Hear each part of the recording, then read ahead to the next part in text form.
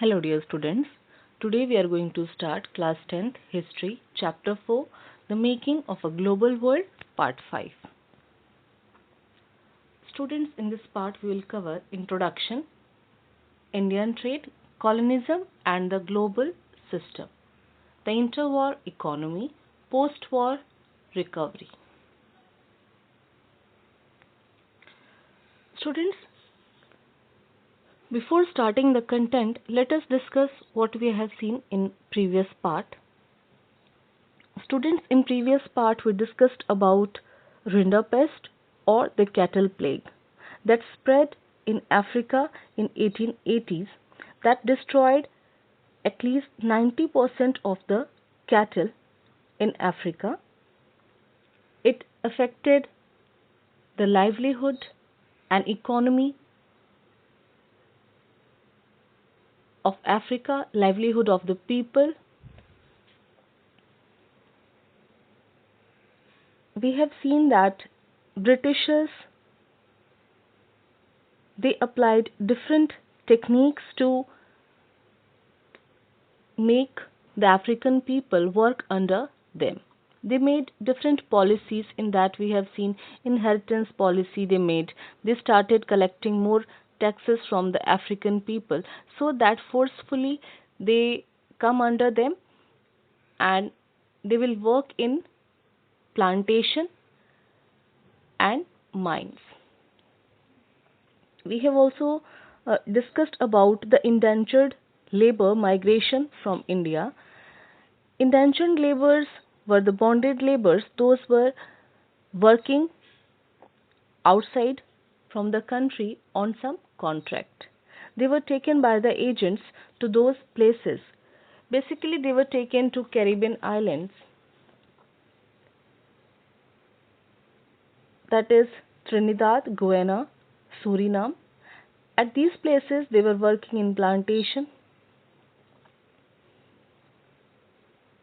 They got wrong informations, or we can say false informations,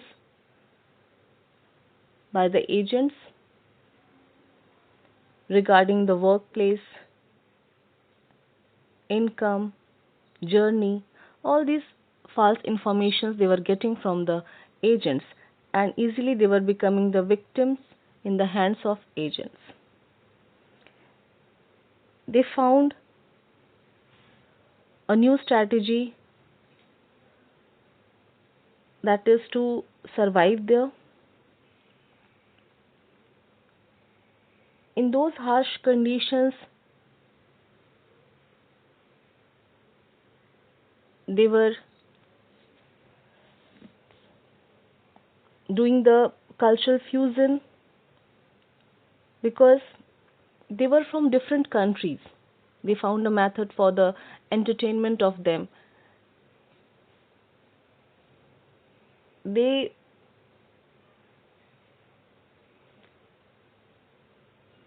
started Jose Carnival there, chutney music, all these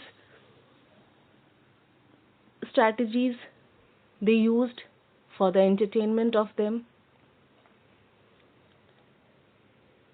Then we have discussed about the Indian entrepreneur abroad. In that we have seen that how the Shikaripuri shops and Natukottai Chatiyar were among the many group of bankers and traders who financed export agriculture in Central and Southeast Asia using their own funds or the borrowed money from European banks. They had a sophisticated system to transfer money over large distances and even developed their own corporate organization. Hyderabadi Sindhi traders, however, ventured beyond European colonies. They had established emporia at busy ports worldwide, selling local and imported artifacts to tourists. So, students, in this way we have discussed over these issues. Let us start today's content. Students, today we are going to discuss about Indian trade, colonialism and the global system. Historically, fine cotton produced in India were exported to Europe. With industrialization, British cotton manufacture began to expand and industrialists pressurized the government to restrict cotton imports and protect local industries. Tariffs were imposed on cloth imports into Britain. Consequently, the flow of the Indian cotton began to decline. Students, as from India, fine cotton was exported to Europe because there was a great demand in European industries. With industrialization, British cotton manufacturers began to expand and industrialists pressurized the government to restrict cotton imports and protect local industries. Students, if in the country foreign products will be used, definitely the local market will be affected. And as industrialization was going on, so industries were opened and they started manufacturing, but there was less demand of their product. So they demanded from the government to restrict cotton imports and protect local industries. Because of that, tariffs were imposed on cloth imports to Britain so that local market can be saved. Consequently, the inflow of the Indian cotton began to decline. Because of this, the demand in Britain declined. Because heavy taxes were imposed on the imports, that is to make it expensive.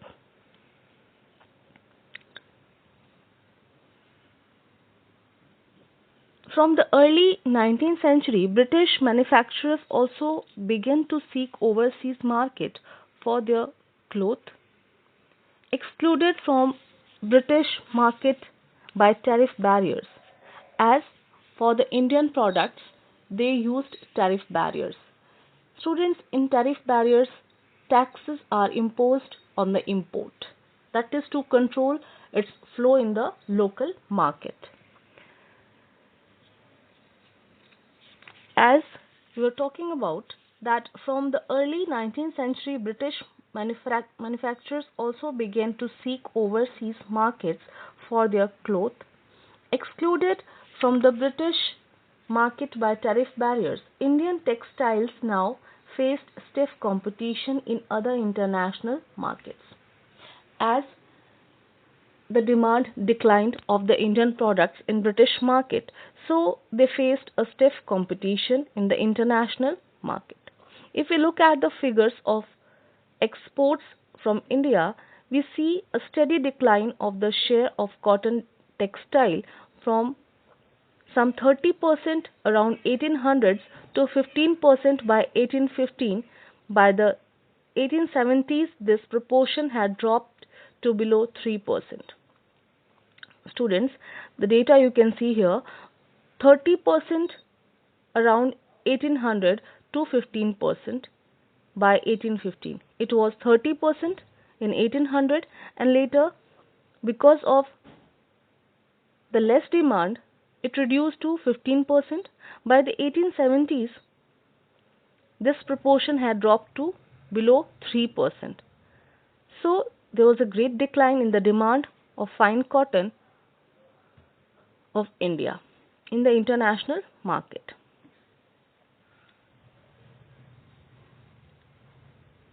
Students, when then did India export?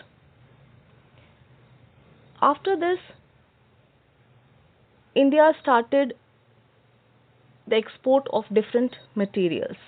The figure again tell a dramatic story. While exports of manufactures declined rapidly, export of raw material increased equally fast. As the demand of fine cotton declined, people they started the export of raw materials. Between 1812 and 1871, the share of raw cotton export rose from 5% to 35%. So the raw cotton was exported and it increased from 5% to 35%. Indigo, used for dyeing cloth, was another important export for many decades. As students, wherever cotton was exported, along with that, there was a great demand of indigo. Indigo that is used for the whitening of clothes.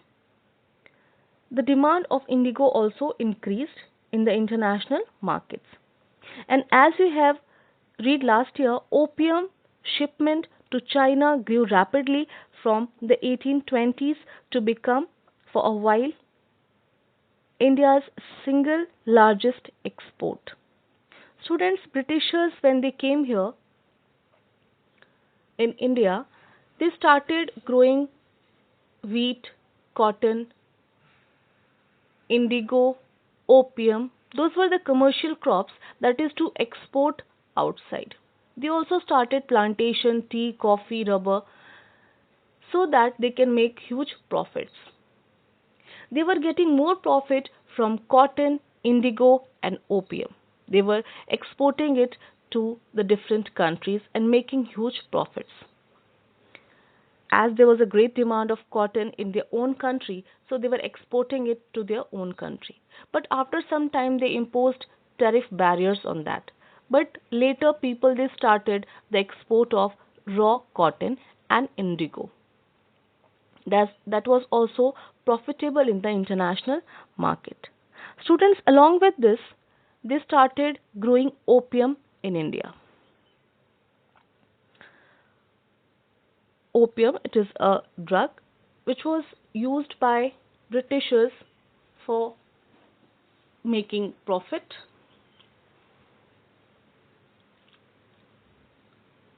So they started growing opium and exporting it to China. And the shipment to China grew rapidly from 1820 to become for a while India's single largest export. And there was a good export of opium to China. Later, China refused to take opium because it was a drug which was affecting the nervous system of the people, and people they were becoming lazy because of this. That was affecting the workforce. So later, China refused to take the opium, but in earlier phase there was a great demand of opium in China. Because of that, in history you can see the opium war. Later, China refused to take the opium from the Britishers. China, and with the money, students, China, and with the money earned through the sale, it financed its tea and other imports from China.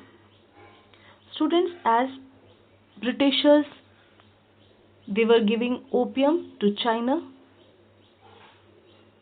and at the place of it, they were getting money. From that, they were financing its tea and other imports from China. So it was beneficial for the Britishers. They were taking tea and other imports from China by giving them opium. Let us once recall.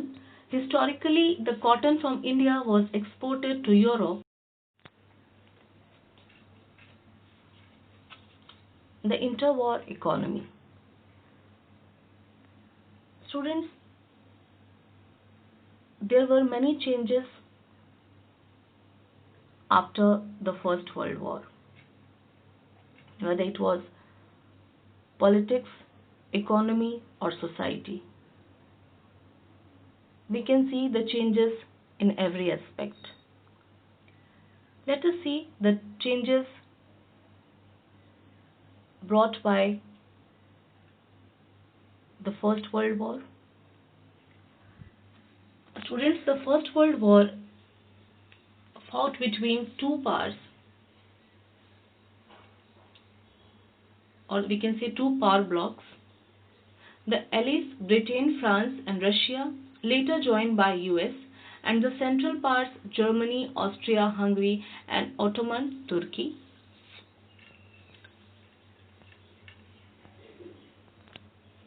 The First World War was mainly fought in Europe, but the impact was felt around the world, notably for our concerns in this chapter. It plunged the first half of the 20th century into a crisis that took over 3 decades to overcome. During this period, the world experienced widespread economic and political instability and other catastrophic war. So students, whenever the war takes place, it changes many issues, whether it is political issue, economic issue, or social issue. It affects all the aspects. So it not only affected the countries those were involved in First World War, it affected many countries in the world, because at that time globalization was in the process, and because of globalization the countries were connected to each other, so they were dependent somehow on each other, and the war affected many countries. So let us see what were the effects of World War.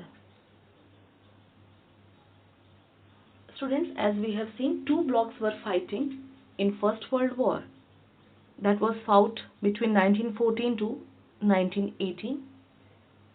The fighting involved the world's leading industrial nations, which now harnessed the vast powers of modern industry to inflict the greatest possible destruction on their enemies. It was the first modern industrial war which saw the use of machine guns, tanks, aircrafts, chemical weapons, etc. on a massive scale. The scale of death and destruction was unthinkable. 9 million dead and 20 million injured. These deaths and injuries reduced the able-bodied workforce in Europe. Household incomes declined after the war.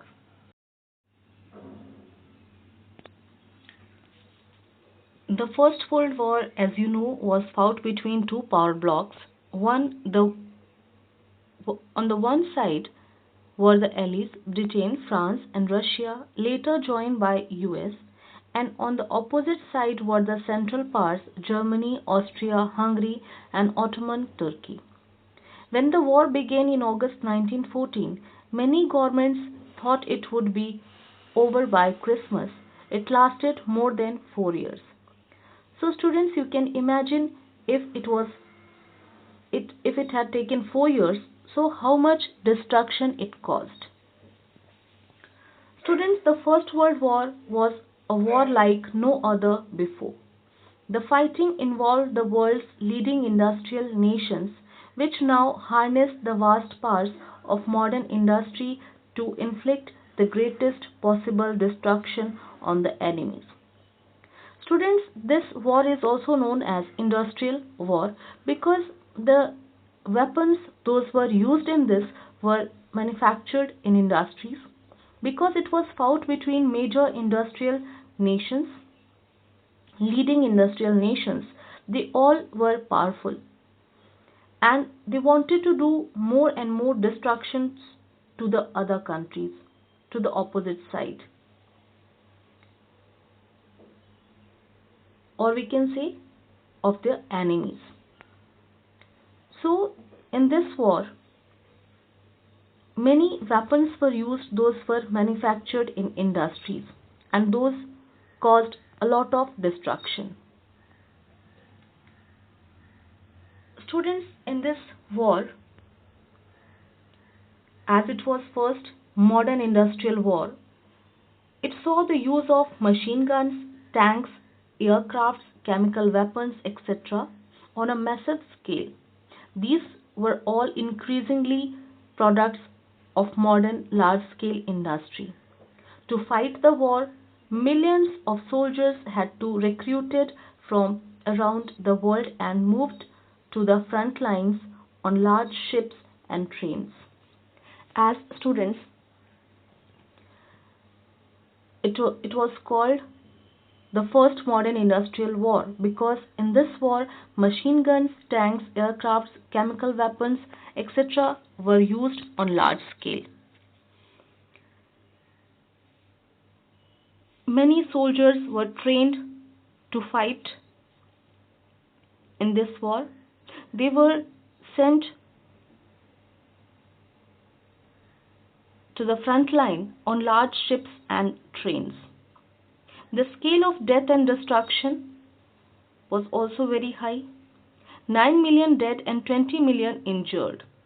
It was unthinkable before the industrial age without the use of industrial arms. It was because of the industrial weapons.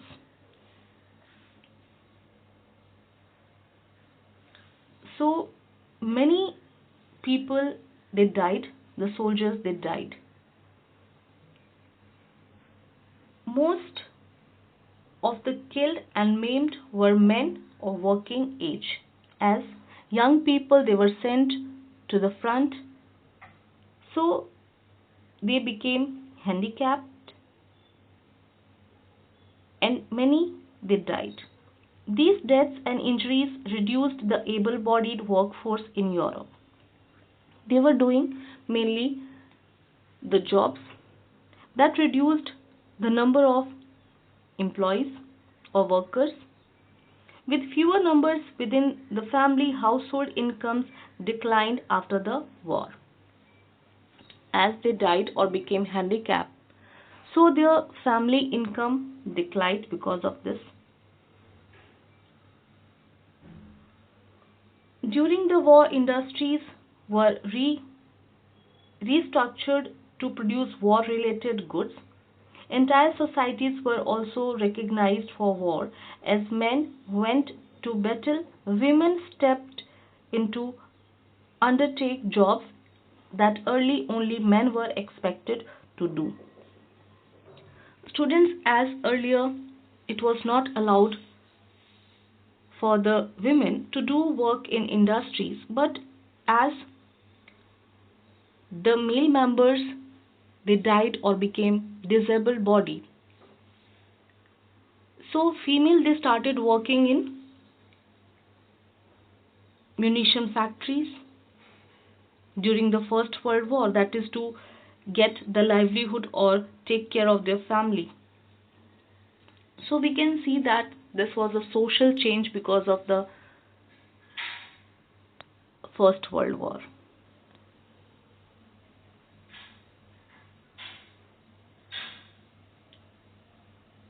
Industries were restructured to produce war-related goods. Entire societies were also recognized for war. As men went to battle, women stepped to undertake jobs that earlier only men were expected to do, as we have seen. The war led to the snapping of economic links between some of the world's largest economic powers, which were now fighting each other to pay for them. The war transformed the US from being an international debtor to an international creditor. As the war led to snapping of economic links between some of the world's largest economic powers, which were now fighting each other to pay for them. The Britain borrowed large sums of money from US banks as well as the US public. To fight the war,